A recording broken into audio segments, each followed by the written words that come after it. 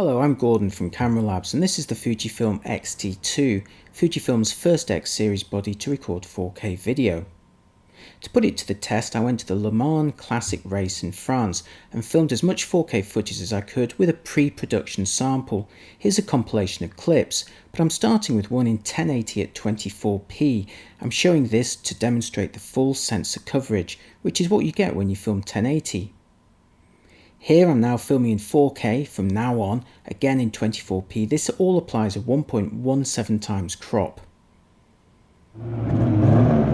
Now, one of the interesting things about filming 4K, or indeed any video on the XT2, is that you can apply the various film simulations. So in effect, the video quality is already graded out of the camera. I'll tell you as I go along what film simulations I've used.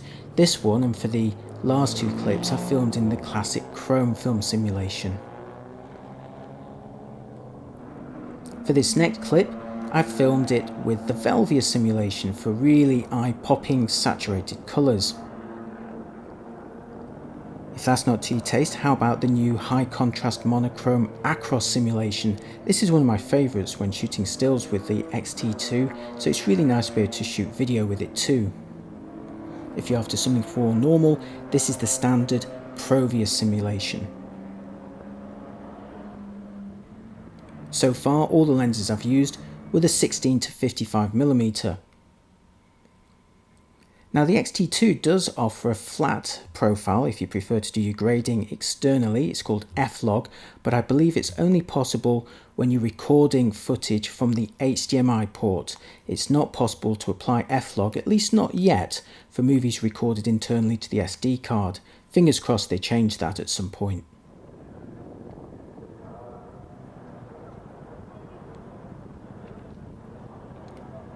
Now, most of these clips were filmed handheld, and at this point I was really wishing that the 16 to 55mm had optical image stabilization.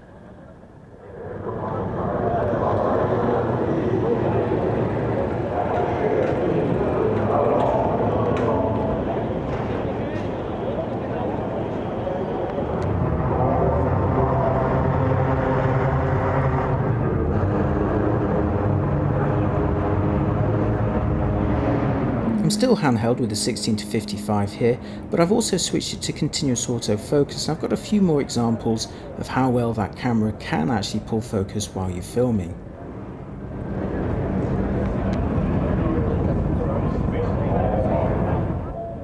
By the way, all of these clips from this point on are shot in the standard Provia film simulation.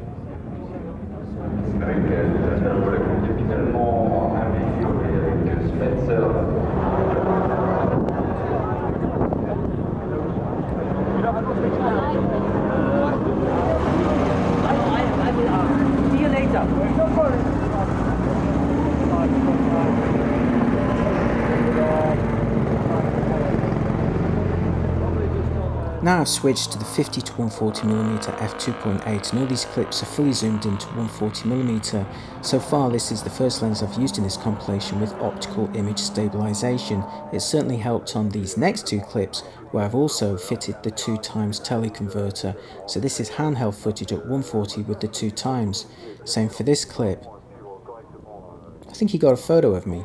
Same for this clip as well, with cars coming over on the road, and I should say that all of the sound that you can hear from the location was recorded with the camera's built-in microphones.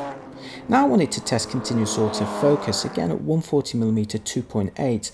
I've set the camera to its multi-AF area mode and tried to track these people coming towards me. Unfortunately, there's no face detection when you're filming movies on the XT2, and it kind of does a fair job. It drifts in and out of focus. It's not ideal. Now here's another example. I've switched to the 35mm f2 at f2, and I've positioned these two cans at the edges of the phase detect coverage part of the sensor, and I've used the single AF area mode and the new AF area joystick to basically move that single area over to the left and to the right and to the left again to pull focus, and the camera does a fair job at doing it, but it's so awkward to do with the joystick. It would be so much easier with a touch screen. So please, Fuji, on the next camera, can we have a touch screen, please? Right, that's the end of this compilation. I hope you found it useful. I've got more clips you can download along with sample images in my review in progress, which of course you'll find at cameralabs.com. So please head on over there, check it out, have a look at my other reviews, and if you're interested in any of my own personal photography, just follow me on Instagram or Twitter with the handle @cameralabs. Thanks for watching, see you next time.